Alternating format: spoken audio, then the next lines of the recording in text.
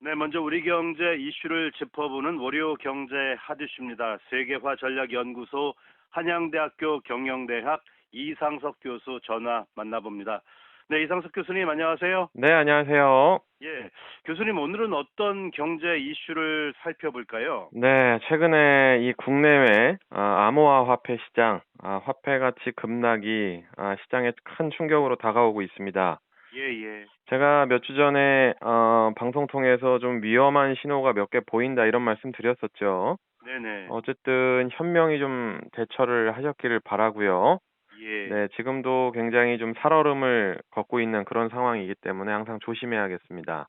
예, 자, 어쨌든 뭐 부동산은 너무 올라서 살 엄두조차 나지가 않고 또 주식시장은 정체를 거듭하고 있고 예. 마지막 묻지마 투기 수단이었던 코인 시장마저 서서히 어쨌든 불안감이 커지게 되면서 나 혼자 뒤처지는 거 아닌가 또 뭐 노후 대비는 어떻게 해야 할까 이런 조급함이 커지는 분들 실제로 많이 늘고 있습니다. 예, 예.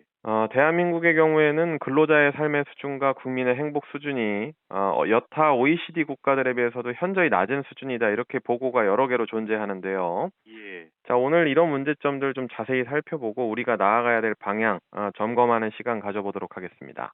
예, 예, 알겠습니다. 요즘 뭐 정말 그 암호화 화폐 시장이요. 정말 널뛰는 시장이 정말 많이 오고 가고 그런 장세인데요. 그렇죠. 그럼에도 이제 투기 시장에 대한 참여가 과거에 비해서 더 많이 늘은 것 같은 그런 느낌을 최근에 받는데요. 네.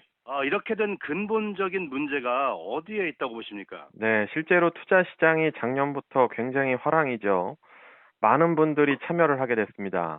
예, 자, 그런데 미래에 대한 철저한 준비가 되어 있고 또 현재 상태가 굉장히 든든하다면 어떤 누구라도 무리하게 투자를 하지 않고 자신이 가진 자산을 지키는 정도 선에서 투자를 하는 성향을 가지게 되지 않을까 이런 생각을 하는데요. 그렇겠죠, 예. 네, 말씀하신 대로 뭐 부동산, 주식, 코인 뭐 이런 시장 가리지 않고 차례로 돌아가게 되면서 우리 국민들의 관심과 또 투기가 집중되는 이유가 우리 국민들이 다른 국가들의 또는 민족들에 비해서는 투자에 굉장히 적극적인 성향을 가진 민족이다. 이런 특성도 물론 있겠지만은요. 예, 그보다는 근본적으로 미래를 잘 대비했다고 느끼는 국민의 수가 또 뭐 현재를 만족스럽다 이렇게 느끼는 국민의 수가 절대적으로 적기 때문에 이런 현상이 일어나지 않나 이렇게 보고 있습니다. 예, 예. 뭐 교수님 말씀 듣고 보니까 진짜 맞는 말씀 같은데요. 네. 지금 뭐 사람들이 오래 살게 될 것이라고 하는데 저도 지금 50대 초반인데도 노후 대비가 참 걱정이긴 합니다. 네. 100세 시대에 대해서 굉장히 장밋빛 얘기들을 많이 하는데요. 준비가 되어 있지 않는 그래서 오래 살기만 하는 이런 삶이 과연 행복할까 이런 생각 해보게 되네요. 그러니까요. 네, 은퇴가 다가오는 근로자들의 경우에는 이런 걱정이 더 커질 수밖에 없을 겁니다. 예, 자, 얼마 전에 우리 유수 방송국이 노인 1인 가구 생활비를 이제 조사를 했는데요.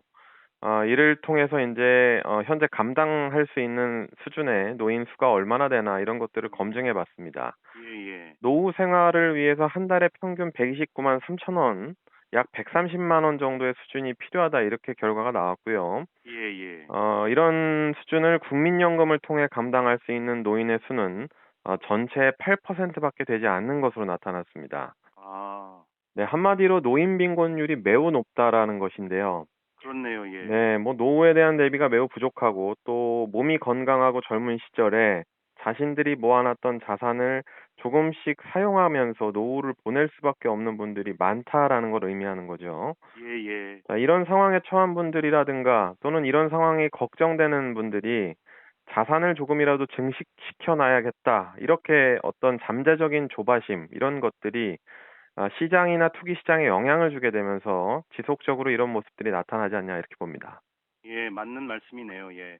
하지만 솔직히 뭐 열심히 일만 해서 자산을 모으는 게 참 어려운 게 지금 상황 같은데요. 그렇죠. 그 뭐 환경이나 조건도 다른 국가들에 비해 좋지는 않은 것 같기도 하고요. 네. 저는 우리를 답답하게 하고 또 이 행복 수준을 낮게 만드는 요인이 방금 말씀하신 요인이라고 생각을 하는데요. 네.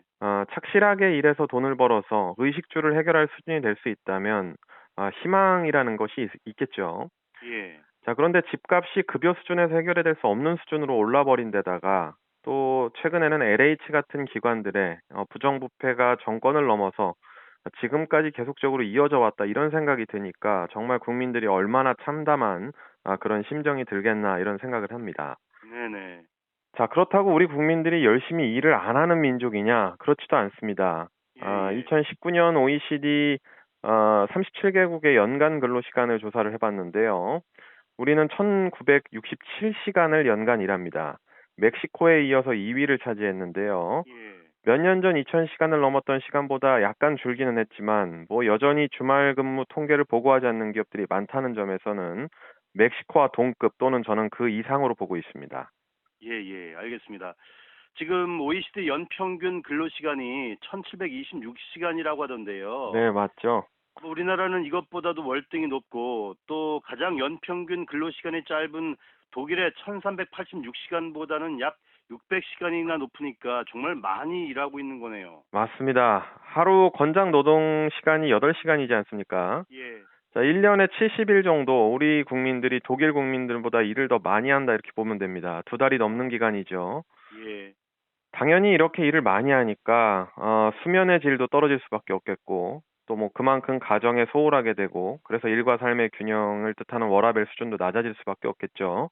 예, 연평균 근로 시간이 높다는 것이 이렇게 많은 면에서 국민들의 전반적인 생활과 행복도에 영향을 미칠 수밖에 없는 것을 의미하는데요. 네, 뭐 현 정부뿐만 아니라 이후에 들어서게 될 차기 정부에서도 연평균 근로 시간을 꾸준히 줄여나가되 또 기업들 사이에서는 정해진 시간 동안 효율성 있게 높은 일을 할 수 있도록 환경을 만들어가는 것이 굉장히 중요하다 이런 말씀 드립니다. 예, 예. 예전에 우리 그 실내 금연을 시행하겠다 이렇게 정부에서 얘기했었을 때 이것이 될 것이다 이렇게 생각했던 분들이 아무도 없었는데요, 당시에는. 기억납니다. 예, 네, 결국 이뤄내지 않았으니까. 예, 예, 절대적인 근로 시간을 줄여나갈 수밖에 없는 제도를 먼저 만들어내고 그 안에서 최대 효율을 높이기 위한 기업들의 움직임이 반드시 있게 된다면 우리도 다른 OECD 국가들처럼 연평균 근로 시간 수가 굉장히 줄면서 효율적인 그런 근로를 하지 않을까 이렇게 보고 있습니다. 그렇겠네요. 예, 알겠습니다. 뭐 우리 국민들이 느끼는 낮은 행복도는 노후에 대한 불안감 또 일하는 데서 오는 낮은 만족도 이런 요인에 있다고 지금까지의 대화가 정리가 되는데요. 그렇죠. 혹시 또 다른 요인이 있을까요? 네, 뭐 세계 경제 10대국 경제 대국 반열에 올라섰는데요. 행복 지수는 OECD 37개국 중에서 35등을 했습니다.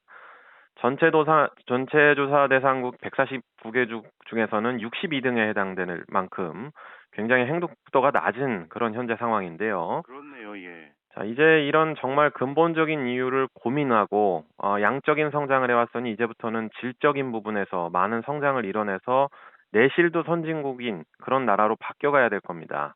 예. 자, 행복도를 떨어뜨리는 또 다른 요인 하나로는 건강에 악영향을 미치는 뭐 여러 가지 환경적 문제가 있다고 보는데요. 이번 조사에 따르면 우리의 미세먼지 농도 자체가 OECD 국가들 중에서 가장 높은 것으로 나타났습니다. 예, 예. 대기 문제를 해결하기 위한 독자적 방법 이외에 중국의 영향을 많이 받기 때문에 이런 영향도 있다고 보는데요. 예. 중국에게 대기질 개선을 요구하거나 같이 협력해 나가는 움직임, 앞으로 향후에는 굉장히 중요할 것이다 이렇게 보고 있습니다. 이런 여러 가지 오늘 제기됐던 문제들을 하나하나 좀 고쳐나가면서 좀 길게 보면서 우리의 행복도를 높일 수 있는 그런 방향들을 지금부터 고민해야 될 때입니다. 네네, 알겠습니다. 오늘은 2021년이 반환점에 가까워지는 시점에서 우리 국민들의 행복도를 낮추고 있는 실질적 요인들에 대해서 이야기를 나눠봤습니다. 예, 교수님 오늘 말씀 고맙습니다. 네, 감사합니다. 네, 지금까지 한양대학교 경영대학 이상석 교수였습니다.